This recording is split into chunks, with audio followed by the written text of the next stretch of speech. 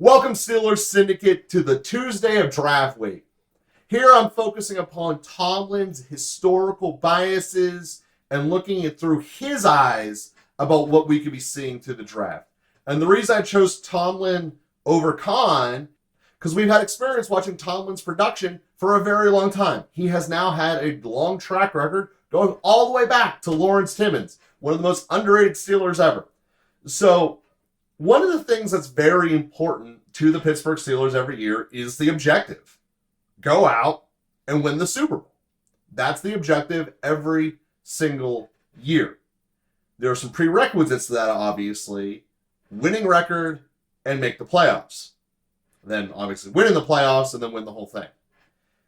So where we're caught up here is the mindset that most Steelers nations that has a problem with Mike Tomlin believe that he cares way too much more about having the winning record than he does about going all in for the Super Bowl.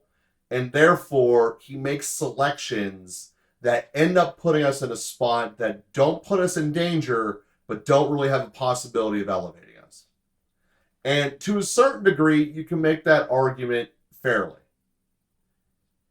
We also have to recognize that there's options that are made, even if they're under the umbrella of the team, that Tomlin does not have complete control over. This is not his sole creation. He's a very important piece of it, obviously, but it's not solely his.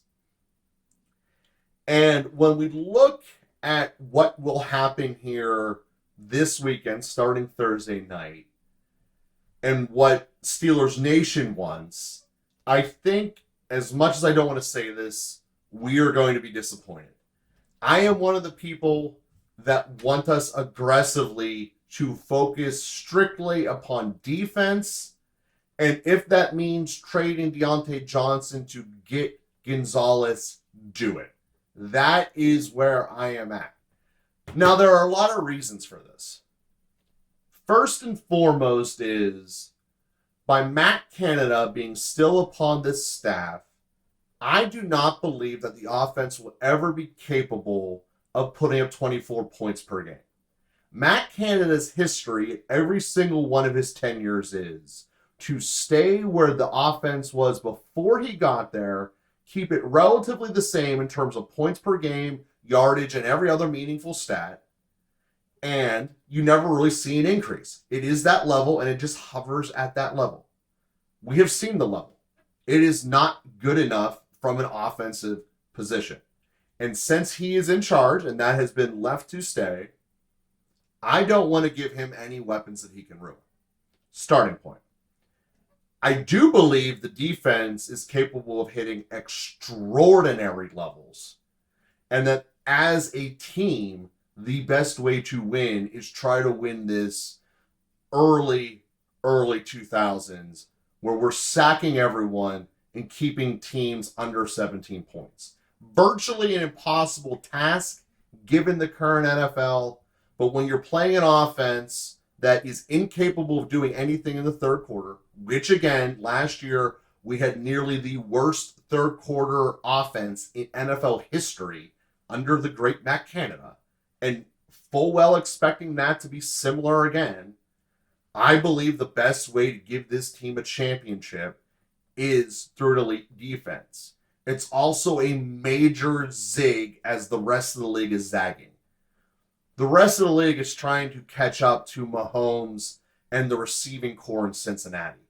Those two are the future of the AFC. It is all about high-powered offense, scoring at will. Well, how do you counter that? Strong running game, amazing defense.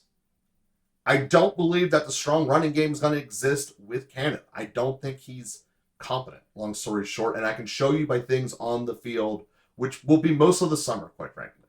But sitting here today in draft week, there is a propensity to say, get an asset that we know we can use that won't hurt us. Go left tackle. Safe bet.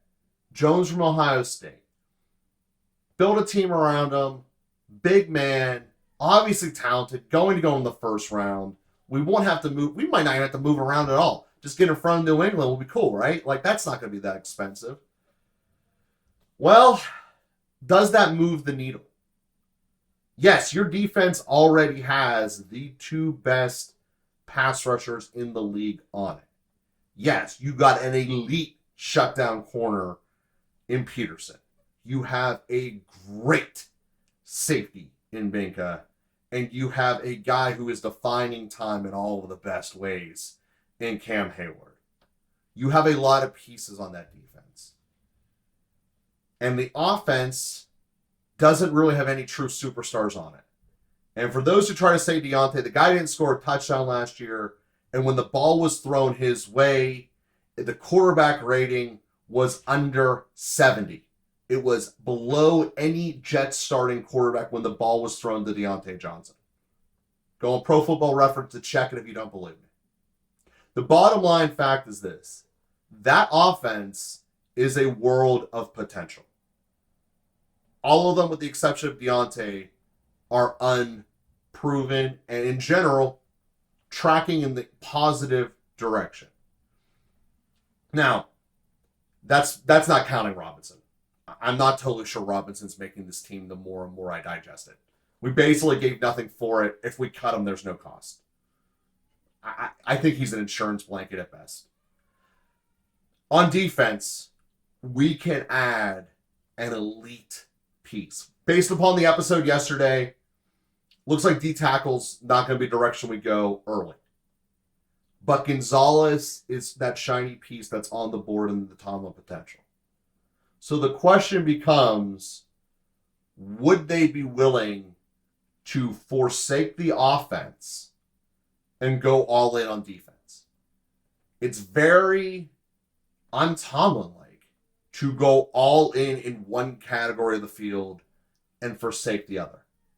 When we were at our best, both sides of the ship were raising equally. Ben was taking off as Harrison and Troy were doing their thing.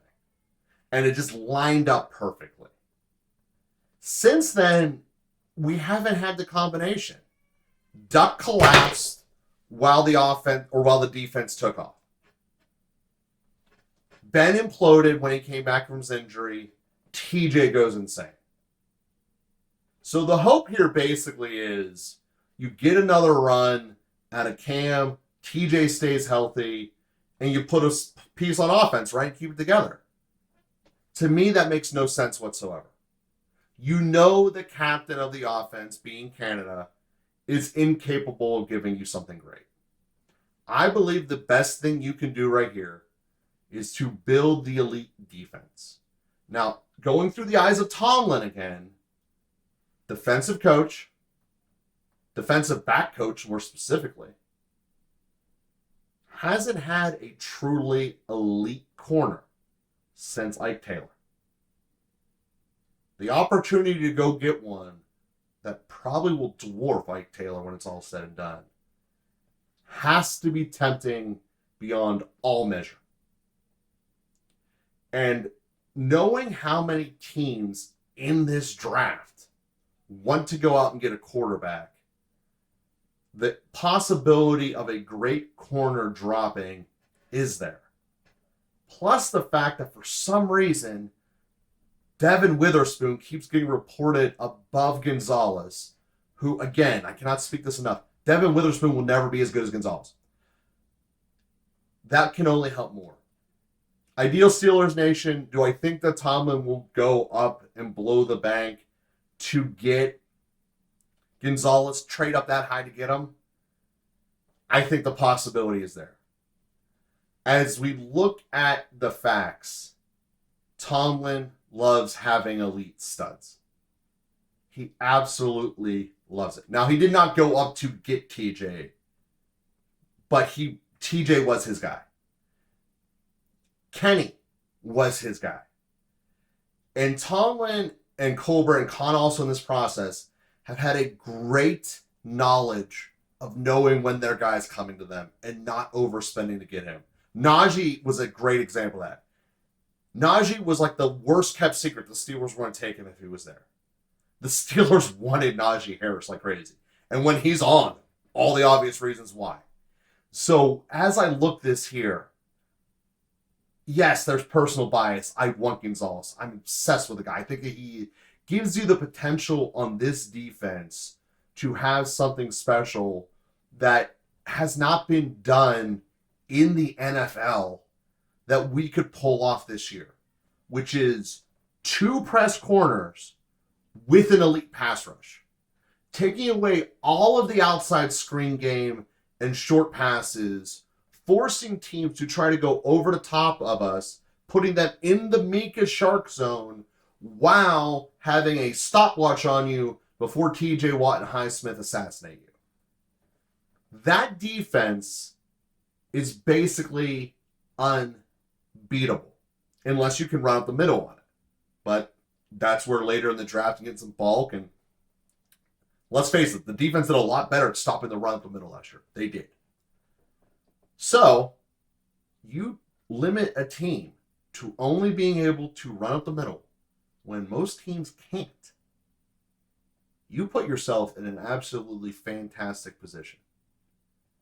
And you're basically going to say, can Keanu O'Neal cover a tight end? Really, if we're looking about the Super Bowl, can Keanu O'Neal cover Kelsey before TJ sacks Mahomes? If we're looking at the division, you win the division by breaking Burrow.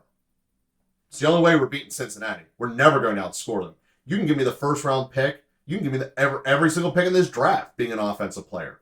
We will never have a better offensive team than Cincinnati as long as the ceiling of Matt Canada is pressed upon us. It's not going to happen. So therefore, I believe the best thing to do is to go up and get Gonzalez. Tomlin will have a mindset in place. Based upon who he's looked at a ton of corners. I recognize that Tomlin has seen these people and gotten a much better feel for them than I have watching them on tape. Something about talking to a person in a room, you get a much better understanding about, do I want to work with this guy for 10 years? So when we go everything all the way through, I think number one's a corner, without a doubt. And I think by going that direction of a superstar corner and the possibility of what this can be for your defense gives the Steelers the edge to be the sharpest defensive sword in a conference that is going all offense and to be counters to it. And when you are countering the edge, if you are able to be sharp enough and stand up to the offensive onslaught by sacking them, you can be unstoppable as long as you have a halfway competent offense. Given the potential of the offense, that shouldn't be out of the realm. But expecting the offense to be a superstar offense, it's 100% out of the realm. So when we look at this to build the elite potential team, that's corner at number one. If you want to hover in the good enough, no one's going to yell at me, stay above 500 route, tackle at number one. Steelers Nation, it's basically down to that. What do you think is more important? And where do you think Tomlin will go? Because I believe he's going defense. And I believe he's going defense hard. However, Jones is a hard guy to fight. That guy's talented as all can be, and be no complaint if we get him. But he's no Gonzalez. Steelers Nation, I'm so excited for the draft in 2 days. I hope that you guys are as well. Leave me your comments. Tomorrow can be every single thing you guys want to talk about the draft, as well as Thursday's episode pre-draft. If there's any concerns, any things that you want to know about, hit me up in the comments, and we will make it happen in our last 2 days entering the draft, as well as any of the last second rumors and buzz that is coming up. See y'all, and here we go, Steelers. Here we go.